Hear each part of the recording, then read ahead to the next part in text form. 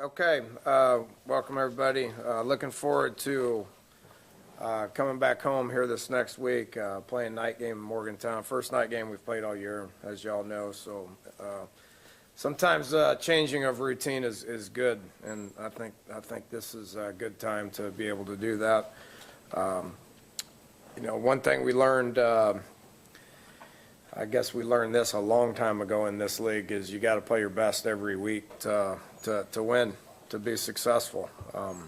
It's a tough league.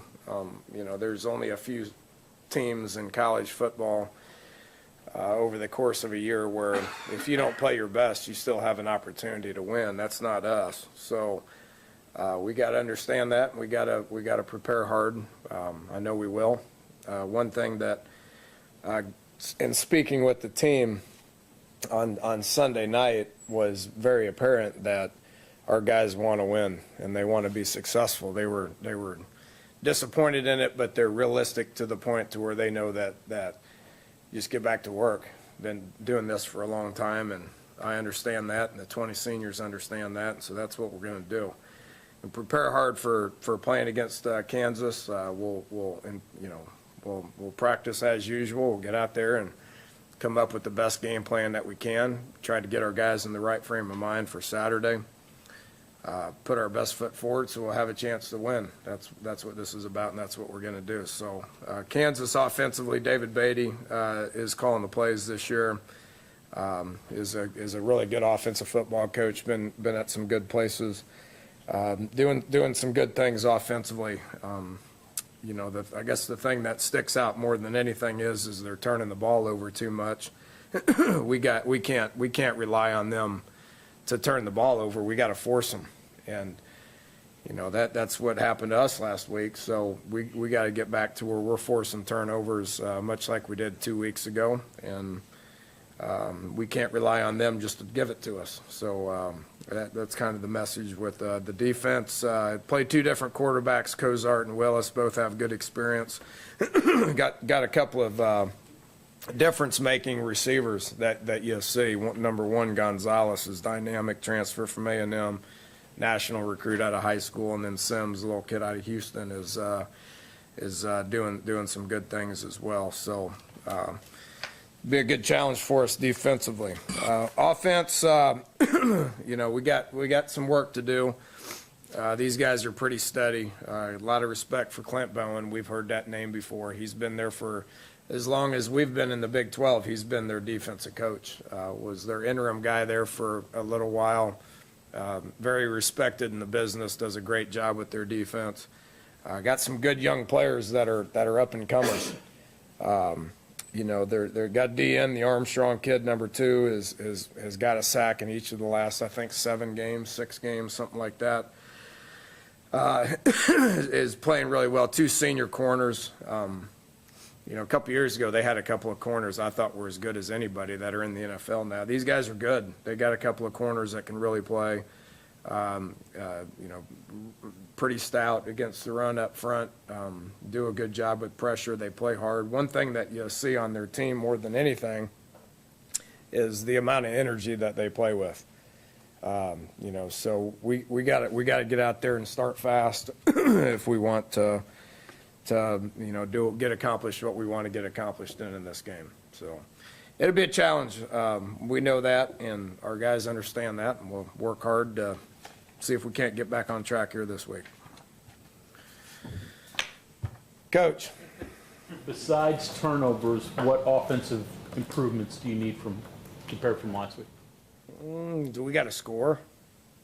we still didn't meet our goal with touchdowns in the red zone. We were 4 for 4, which that's good. We were just outside the red zone when we missed a field goal. That was a pitiful 3-play sequence. After we had momentum, we moved it all the way down the field. We 3 horrible plays, and then we missed the field goal. But we just got to keep drives going. We got to get the ball in the end zone. It's been an issue with this team. We got to score more.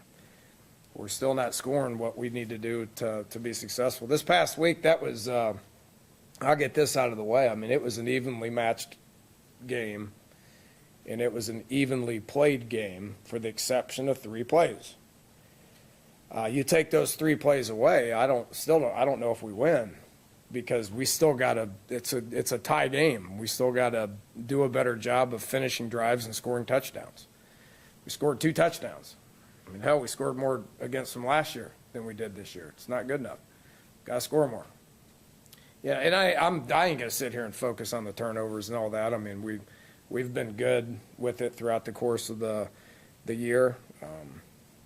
You know, I think you know, when you look at it, I think Oklahoma State was you know, you give them credit. They played pretty good. They played hard. They played fast. When you turn on the video, you can see that their effort was a little bit better. Their speed was a little bit better. And when you play like that, you force turnovers, and they forced turnovers. We played like that against TCU, and we forced turnovers. So we're capable of forcing them. We're capable of keeping, you know, of preventing them. We just got to be in the right frame of mind. We will be this Saturday. How do you approach it now? Let's start over, or last week was a bump in the road, or, you know, not start over but pick up where you left off 2 weeks ago? Well, we're disappointed in losing. There's no question. I mean, that's unfortunate. We were how close to having a couple losses earlier in the year.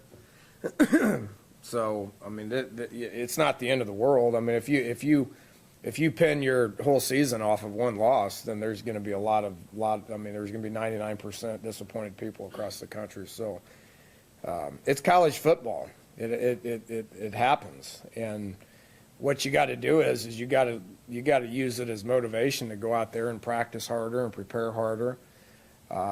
And go out and have the understanding that you have to be playing at the best of your ability every single week. You know, I mean, Oklahoma State's a good football team, and they were 5-2. So their motivational level looked to me like was a little higher than ours. I mean, as opposed to us being motivated and going out and playing for some revenge and playing real hard, we're the ones that are being hunted at that point when you get to that situation. So you can't let it affect the next game. You got to regroup. You got to prepare hard. You got to practice hard. I know our guys want to win. I know they want to get out there. This group likes each other. They like playing. They like practicing, and that's what we'll do on Saturday. Is there any update right now on Michelle's injury after Saturday? No, couldn't go. So we'll see what he does today. Same with the other guys that left. Who was that? Crawford, don't know. I think those are the only 2, so they're day-to-day. There's nothing long-term or season injury, ending on either one of them. How do you generate more explosive plays in the run game? Is it a matter of downfield blocking? What are you That's seeing? some of it. That's some of it. You know, making guys miss is a big one. Downfield blocking, it was not as good last week as it was against TCU. And I think that has something to do with effort. I think that has something to do with the mentality that you have. Guys are committed to stopping the run. I mean, they were squeezing the box hard. That's why we threw it 40 times, you know, more than half the time. So, you know, that's not going to change. Guys are going to start, they're going to try to stop the run, you know, which means we got to block better, which means we got to make a guy miss at times. And we're average when it comes to that. You mentioned on the Howard fumble, somebody missed a block on that. It happened on that play. The line play overall in that game. How did you feel? Okay. You know, not bad, not great. We had 4 sacks. 2 of them were on the O-line. 2 of them were on the quarterback. Threw it over 40 times. I mean, we're not talking about a catastrophe. It's better than it was at any point last year. You know, that's not what happened. We had adequate time to throw the football. Dana, status on Xavier Pegues, you said at the start of the year that November was sort of a timeline. Hadn't practiced yet, so don't know. You think you'll ever get him back this year? I doubt it. Any extra motivation with the 7 o'clock start for your student athletes? Well, yeah. I hear it. Yeah, it's fun. Night games are fun. Hadn't had one what game's this? 8? Just 8?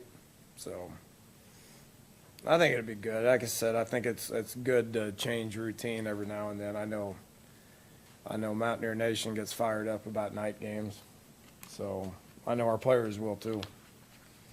Good time for that. You've been a quarterback coach. How do you approach Skylar? He, didn't have a great game 2 weeks ago and didn't have a great game this week. How do you approach him to get him back up there? Well, yeah. I mean, there's a confidence issue with that. I mean, I think Skylar's played well over the course of the whole year. The better you play, the higher the expectations are. Nobody has higher expectations for him than him. So, it's to me, it's the same thing with him. I mean, we gotta give him confidence. We gotta teach him the game plan. We gotta get him out there, and we gotta practice hard. And he's gotta feel the game plan, understand what we're asking him to do, and he probably needs to, reduce a little pressure that he puts on himself and go out there and just play the game. He's better when he just goes out there and plays the game. Loves to play the game. But he does have high expectations for himself. That's a good quality that he has. It's our job to make sure those don't get too high for him. Coach, in the Big 12, obviously offense is sort of a mainstay there, but defense, if you look back in the past couple of years, whoever has the best defense is usually pretty good running for the Big 12 title. Where does that fit in with this conference, you think, even though no one ever talks about defense as much? Well, it's, defense wins championships and offense sells tickets talk. It applies. And, it's understanding why it does apply. So we've done a lot of things to try to improve defensively over the last 3-4 years, and obviously we have. And, Coach Gibson deserves a lot of credit for that, and our players deserve a lot of credit for that. And, the expectations that we have for how we play defense here is probably a little higher than at some other places. Didn't think we played awful last week defensively, and, that didn't play good enough to win. Same exact thing can be said for the offense, there's no doubt. And even more so. So, that when we win is when we play well together. I don't care if it's offense or defense or special teams or whatever. When we win, we play well together. That's the formula of this team. So we need to get back to playing well together. Where's Trevon Wesco at now compared to where he was, obviously, when he was injured? It looks like you guys are getting him more involved, even for double passes. Trying. He's still a little raw. He's still a little green. When he missed last year with an injury. He missed camp with an injury. I think he's got a chance to be a good player for us. Not really doing anything to change the game at this point, but we're trying. We're trying. Are you a different team without Shell? I mean, a different. No, I think it's a valid question. He's a strong presence. He's a strong presence in meetings. He's practicing really well this year. He's a strong presence in the locker room. He's a strong presence on the sidelines.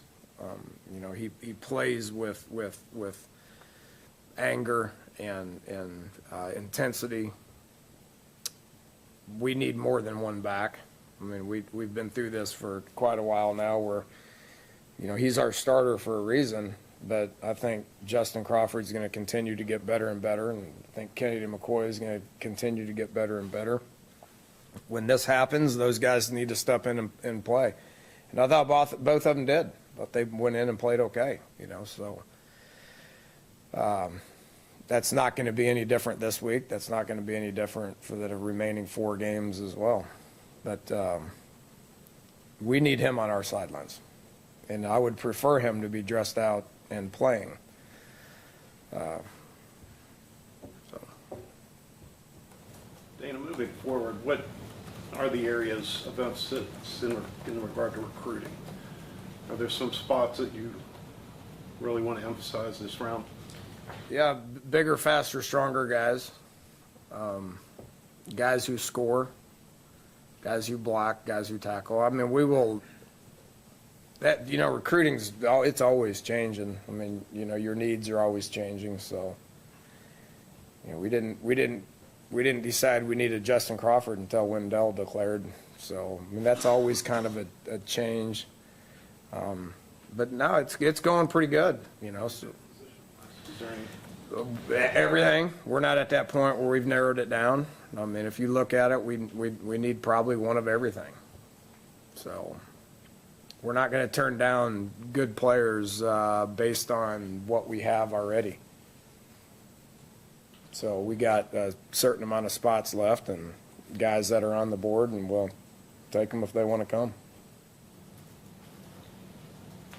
Along those lines, your success with transfers, graduate transfers, 4-year, whatever, does that sort of change your philosophy in taking more and more of those kids as you move forward?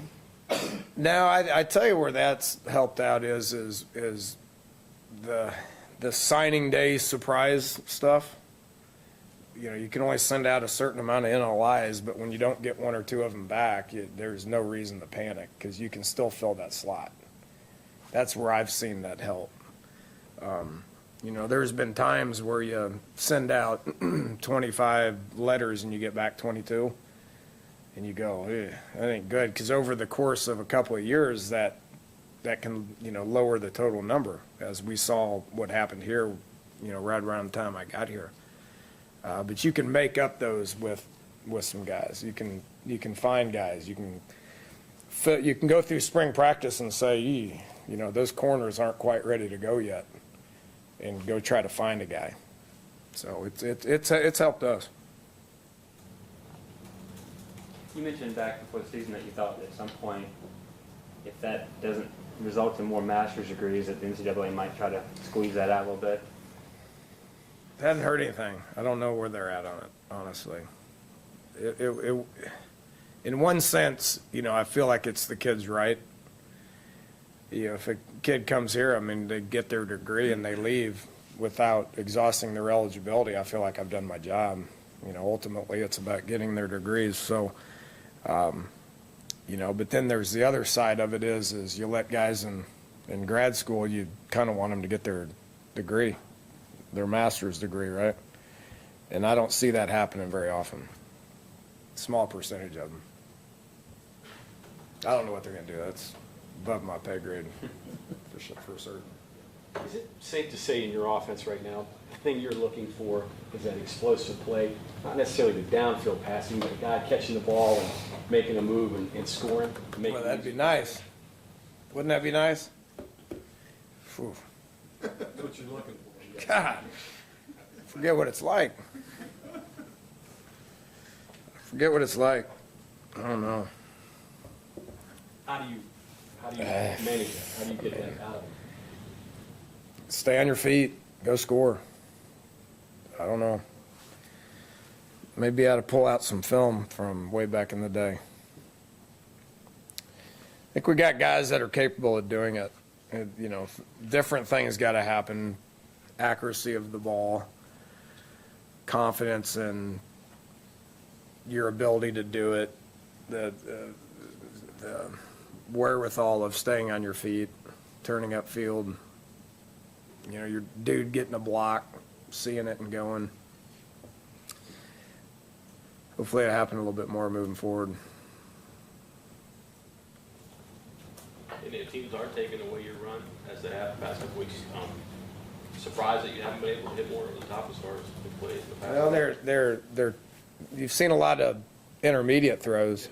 You've seen a lot more hitches. You've seen more curl routes. Over the middle. How many over the middle throws did we have last week? Quite a bit.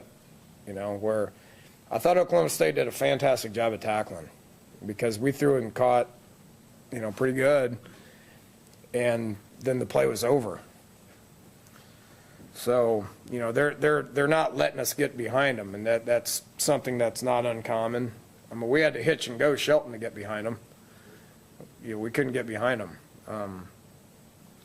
So you gotta be satisfied with first downs, and you gotta catch it, and you gotta, turn those routine plays into explosive plays like we've been talking about here for the majority of this press conference. And then you gotta do it again in the red zone when you get down there. So it's just offensive football. I mean, I thought Oklahoma State did a great job. We gotta get better at it this week.